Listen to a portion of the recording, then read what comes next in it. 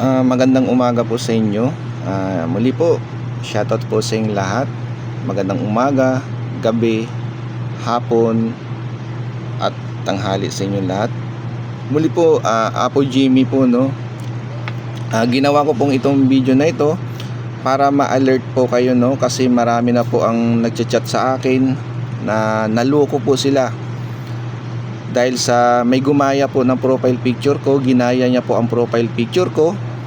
At kung mapapansin niyo po sa profile picture niya ay ang followers niya po ay nasa 100 lang o 100 plus, no. Tingnan niyo po yung followers niya sa followers ko at tingnan niyo po yung mga picture at sa mga videos niya, tingnan niyo po kung may mga upload ba siyang video at kung may mga upload po ba siya ng mga picture. Tingnan niyo po, no. Tapos tingnan nyo po ang bio link niya. Yung bio link niya ay ang pangalan niya do ay Ralph Erbin. Ralph.Erbin. Alam naman po natin lahat kapag tiningnan po natin ang bio natin sa Facebook ay mismong pangalan po natin ang dapat nandun. Ang nangyari po dito, profile picture ko po ang ginamit niya, tapos yung pangalan ko po mismo ginamit niya rin po. Tapos ang mali niya lang ay yung bio link niya ay pangalan niya po ang nandun mismo. Gumagamit po ito ng dalawang cellphone number, isang GCash po at isang Paymaya.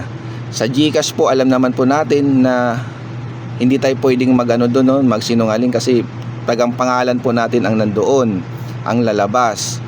Tapos po doon po sa Paymaya, ay alam naman natin sa Paymaya ay kahit anong pangalan pwede mo ilagay doon. So sa Paymaya po, pangalan ko po nilagay niya. So kapag nangingi po siya ng pera, kunyari tatawasin po kayo pero libre, ngunit pagbabaklas po nun ay may hingiin daw sila sa inyo na pambayad daw sa cinnamon o mag-aalay ng ganito, magre-ritual, may presyo. Tapos kunwari pupuntahan kayo, magpadala kayo sa kanya ng pamasahe, magdala kayo sa kanya ng pera para baklasin kung ano-ano mang nakalagay sa inyo through Paymaya daw, kasi sa GCash hindi daw pwede. Kasi alam naman po natin, ang GCash ay talagang pangalan po natin ang nandun, di ba po? Ang sa kanya sa Paymaya. Mag-ingat-ingat po kayo dito sa scammer na to. Paki-report na lang po at tingnan niyo po yung profile picture niya. Ginaya niya po ang profile picture ko. Ginaya niya po yung pangalan ko. Tingnan niyo po yung mga followers niya at tingnan niyo rin po yung profile, yung picture niya, at saka tingnan niyo po yung mga videos niya kung may mga upload ba siya. At mas the best po, pag nanghingi sa inyo ng pera, tawagan nyo po ang cellphone number na yan at kung maaari i-video call nyo po. Tingnan nyo po kung ako po yun at busisan nyo po kung ako talaga yung kausap ninyo. Kasi marami na pong lumapit sa akin na na-scam po sila, ginamit yung pangalan ko. At ikaw naman scammer, kilala kita, taga Bulacan ka, na ano ko na yung kung saan ka nandoon, no? Taga Bulacan ka at ay yung pangalan mo kaya kitang ipadetect sa kakilala ko. Sasabihin ko sa iyo, wag itigil mo yung ginagawang panluloko, panggagamit ng pangalan ko, ha.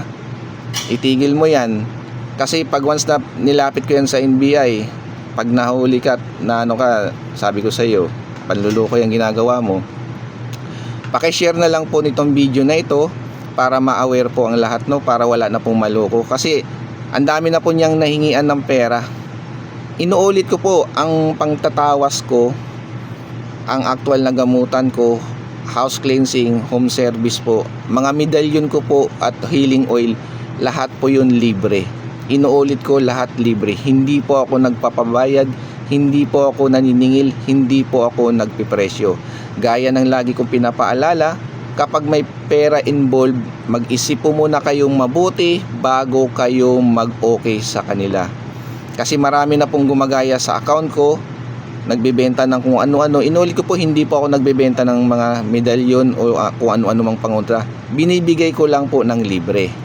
Okay po. At hindi po ako naglalab ritual at hindi po ako naghuhula. Nanggagamot lang po ako. Kaya nga po, ginagawa ko mas maari, hanggat maari, ay actual na gamutan po para ma-confirm nyo mo na talagang ako po yung si Apo Jimmy Aspiliaga na kaharap nyo o kausap nyo po. Sana po ikalat nyo po ito para po ma-aware po ang iba, no? Yan po siya. Basta yan po yung mangluloko na yan, scammer na yan. Tingnan nyo po mabuti yung profile niya, tingnan nyo po yung bio link niya, at iisa lang po ang cellphone number ko na ginagamit. Okay po, iisa lang ang number ko na ginagamit, at yun po ay GCash ko po, at pangalan ko po mismo ang nandoon. Kaya pakishare na lang po para ma-aware po ang iba, para hindi po tayo maloko. Kasi marami pong manluloko ngayon, maraming peke ngayon na manggagamot, na pera-pera lamang po ginagawa nilang yung mga peke manggagamot, no, ginagawa nilang hanap buhay, na kunyari tatawasin nila, gagamutin nila, pero walang nangyayari po. Kasi bakit? Dahil hindi sila tunay na manggagamot, pera po ang hinahabol nila. Okay po, Apo Jimmy po, maraming salamat po sa inyong lahat. Mag-ingat po tayo sa manluloko. Pag may money involved po, mag-isip-isip po muna kayo bago kayo mag-okay. Maraming salamat po sa inyo lahat. God bless po. Maraming salamat po.